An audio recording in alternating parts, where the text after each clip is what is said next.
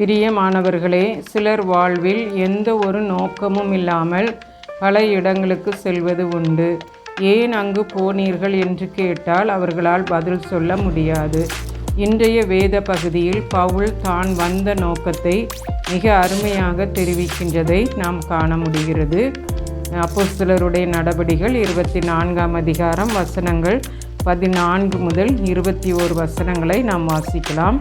உம்மிடத்தில் ஒன்றை ஒத்துக்கொள்கிறேன், அதென்னவென்றால், இவர்கள் மதபேதம் என்று சொல்லுகிற மார்க்கத்தின்படியே எங்கள் முன்னோர்களின் தேவனுக்கு ஆராதனை செய்து நியாயப்பிரமாணத்திலேயும் தீர்க்கதரிசிகள் புஸ்தகங்களிலேயும் எழுதியிருக்கிற எல்லாவற்றையும் நான் விசுவாசித்து நீதிமான்களும் அநீதிமான்களும் ஆகிய மரித்தோர் உயிர்த்தெழுந்திருப்பது உண்டென்று இவர்கள் தேவனிடத்தில் நம்பிக்கை கொண்டிருக்கிறது போல நானும் நம்பிக்கை கொண்டிருக்கிறேன்.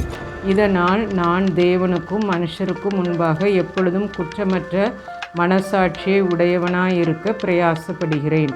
அநேக வருஷங்களுக்கு பின்பு நான் என் ஜனத்தாருக்கு தர்ம பணத்தை ஒப்புவிக்கவும் காணிக்கைகளை செலுத்தவும் வந்தேன். அப்பொழுது கூட்டமில்லாமலும் அமளி இல்லாமலும் தேவாலயத்திலே சுத்திகரித்து கொண்டவனாயிருக்கையில் ஆசியா நாட்டாரான சில யூதர்கள் என்னை கண்டார்கள். அவர்களுக்கு என் பேரில் விரோதமான காரியம் ஏதாயிலும் உண்டாயிருந்தால் அவர்களே இங்கே வந்து உமக்கு முன்பாக குற்றம் சாட்ட வேண்டும். நான் ஆலோசனை சங்கத்தாருக்கு முன்பாக நின்றபோது அவர்கள் யாதொரு அநியாயத்தை என்னிடத்தில் கண்டதுண்டானால் இவர்களே அதை சொல்லட்டும். நான் அவர்களுக்குள்ளே நின்றபோது மரித்தோர் உயிர்த்தெழுந்திருப்பதை குறித்து இன்று உங்களாலே நியாயம் தீர்க்கப்படுகிறேன் என்று நான் சொன்ன ஒரு சொல்லி நிமித்தமே அன்றி வேறொன்று நிமித்தமும் குற்றம் காணப்படவில்லை என்றான்.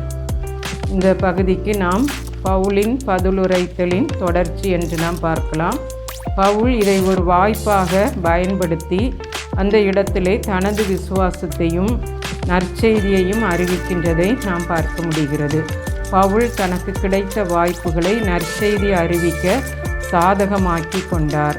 வாழ்வில் இவ்வளவு எதிர்ப்புகளும் பிரச்சனைகளும் வருகிறதே என்று சோர்வுற்றிருந்தாரானால் நற்செய்தி அறிவித்திருக்க முடியாது. வேதாகமத்திலும் இயேசு கிறிஸ்துவுக்கு எத்தனையோ கஷ்டங்களை யூதர்கள் கொடுத்த போதும் அவர் இறுதி வரை தேவனுடைய ராஜ்யத்தை குறித்து பிரசங்கித்தார்.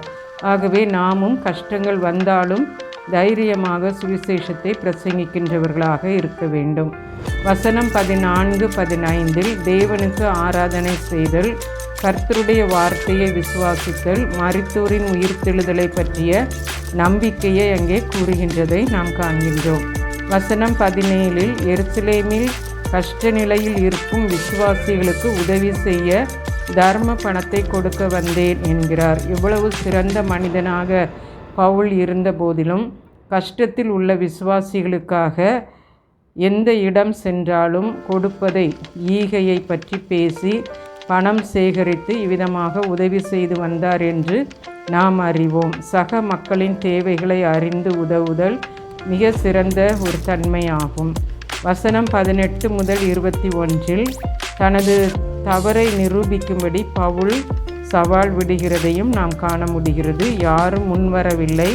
மூப்பர்களும் தேவாலய தலைவர்களும் தங்களது மதிப்பும் மரியாதையும் புகழ்ச்சியும் வருமானமும் போய்விடுமே என்ற பொறாமையினால்தான் பவுலை எதிர்த்து வந்தனர் என்று நாம் அறிகிறோம். எந்த சூழ்நிலையிலும் ஆண்டவருக்காக முன்வைத்த காலை நாம் பின்வாங்காமல் ஆண்டவரை பிறருக்கு அறிவிக்கின்றவர்களாக இருப்போம்.